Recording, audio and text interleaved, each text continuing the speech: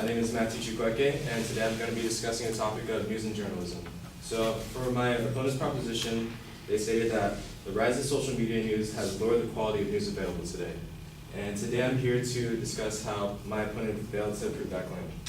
So, there's three main points I'll be discussing today. One is the fact that the source of citation used is questionable and whether or not it fairly represents the claims that are being made.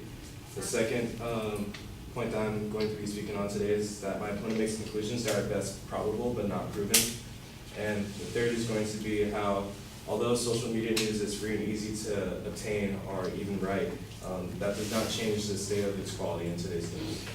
So, starting with the first point, for my opponent's evidence, she used the majority of her argument off of one source citation. And an example of one of these sources is she states that, according to a survey by the Pew Research Center and the John S. and James L. Knight Foundation, a majority of U.S. adults, 62%, get news on social media and 18% do so often. Now, when I went back through these citations and looked through the articles, one thing that I noticed is that from this study, they only took about roughly 4,600 participants. So I'm roughly going to just write this out really quick for you guys. According to the U.S. Census Bureau, there are roughly 322 million U.S. citizens. And for this study, we only take about 4,600. I don't know if that sounds like a fair representation to you, but if you were to calculate that out in terms of algebra, it would come out to one participant is roughly representing about 70,000 Americans. I don't know if that correlates to fairly representing the ideas that are expressed in this speech, but I'd like my opinion to be worth a little bit more than one person representing 70,000 of us. On to the next point. Because of this, many generalizations are made. Can we assume that 70,000 people can be represented fairly by one person? I would think not. And along with that, other conclusions that are made from this is that she cites visitors who go to a news media website directly spend roughly 3 times as long as those who wind up there through either Facebook, Twitter, etc. And they view roughly 5 times as many pages per month. That's fine and all, but it's also based off the same study that I just told you guys about. So, if you think about that, whether or not this statement is true, there's too many probable causes and factors to lead to the assumption that it's all because of social media and its rise in today's society. Yes, maybe the people who directly go to these websites intentionally spend more time there, but there's too many explanations for that. One could easily just say that people who intentionally plan to go to these websites set out time in their day to spend 5 times as much as those who come upon it by accident. Because if you have a hobby, you're obviously going to spend more time on it than someone who just stumbles upon it just incidentally. And just how I can come up with random causes and effects, like right now there's no actual way of proving whether I'm right or wrong in my statements, which is the same thing that my opponent does in their claim of theft. So, moving on to my next point. Yes, it's true that social media news is free and very easy to obtain. However, that doesn't change the quality of it in today's society. My opponent went on to explain how it's easier to just stumble upon news on Facebook and Instagram, seeing cute little videos of dogs being rescued or kittens or something like that. But that doesn't mean that credible news isn't just as accessible. Quick question, how many of you people have iPhones? Well, if you pull out your iPhone and you swipe left, they literally have the top stories from New York Times, CNN, and a whole bunch of others. Just because social media news is accessible, it doesn't mean that credible news doesn't have a fair chance to be seen as well. Along with this, although news is very easy to be misconstrued because it's so open in today's society with the internet and everything that's done, although media and news has been democratized, that doesn't change the fact that news for countless ages has been able to be misconstrued. And an example of this could be if you guys have ever watched Fox News. Fox News has a pretty heavy reputation of being very biased, very dramatic in their news reporting. And those are paid professionals, that's their job, and it doesn't really affect the quality of news that they put out. So whether or not it's a paid professional or it's someone who is just passionate about the news around them, it does not affect the quality. And as far as that, in conclusion, my main claim is that the rise of social media news has lowered the quality of news available is not a claim that can be sufficiently supported at this time. And my main supporting points were that the sources of citation are questionable. My opponent makes conclusions that are a bit of a stretch, and the fact that whether or not it's a paid professional or a person who is passionate about writing does not affect the quality of news today. Thank you.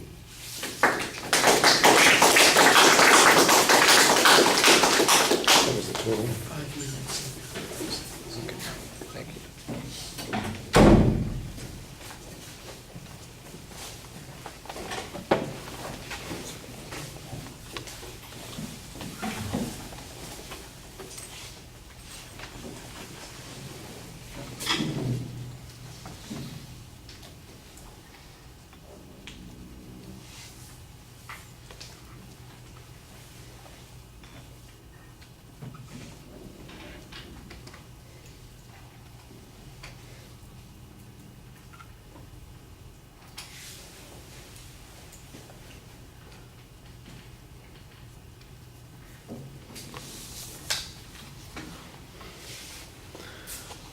All right, well, it's a little bit awkward because at the beginning you set up your own structure that you're going to use to respond to the arguments without necessarily coming to grips with the arguments that the advocate presented.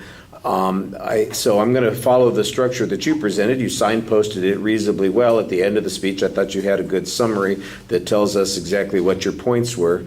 Your challenge on the first point seems to be to question the source, and the primary issue that you're dealing with here is the size of the sample that's being used for the survey. I'm not a statistician. I couldn't tell you what the basis for their N on this is, but I can tell you that it is not atypical to have a representation of 4,600. In fact, 4,600 seems like it's a substantial representation of the American public when it comes to measuring all sorts of things, like opinion polls before elections, like ratings for television programs, Arbitron ratings for radio, that sort of thing. So I think that it's a press that you can make, but I don't think it's a very convincing argument, and it would be helpful if you had some other information that suggests that people, for instance, utilize other resources to gain access to the news as well. For example, I like the argument that you have when you said, well, if you've got your iOS phone handy, you can swipe right, or is it left? I forget, one way or the other, and instantly you get a news feed that's plugged in there. By the way, they have a similar kind of thing for Androids that is not necessarily this. I don't think it's the same program, but it does almost exactly the same thing. You turn on your damn Android and you push the button the wrong way, and there's the news feed for you, just like that. And it's news, like it's not kittens and dogs and all that sort of stuff. So I like the example of that, and it could be followed up by pointing out that the vast majority of social media are accessed on cellular devices, on smartphones and that sort of thing. So everybody has access to this, and then there's not a problem. I think that would be maybe the stronger argument on that. I like the idea that you set up there.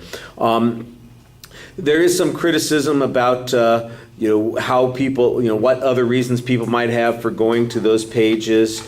I don't remember what the advocate's argument on that issue was. There's not much of a summary of it. You talk about it in a little more abstract way, so I'm not sure that it gets you that much in the argument. Like I said, I like the argument that suggests that there are credible sources available, that people access those, that sort of thing. The notion that it's not whether it's free that determines whether it's quality, I think that's okay. That's an okay argument. The Fox argument is okay. I think you can probably find other examples that apply in the other direction as well. That look, they got a lot of professionals that have opinions. That doesn't make them non-professional, and certainly being being professional doesn't necessarily make the information good. So what matters is do people have access to this information? Is there more access I think that that's what the argument that's missing here is that there's a greater opportunity in a variety of sources for people to gain access to not just silly stuff, but also to the stuff that is important. And one of the biggest criticisms I've heard about the information age is that basically it's turned us into mass consumers of data and not doing much when it comes to understanding and analysis of that. We're all just data driven. We've got to know facts and we don't understand what it all means. And you know, maybe that's a reasonable criticism to make, but it's not the point that they're making. All right, the summary was pretty good at the end of the presentation too. Thank you.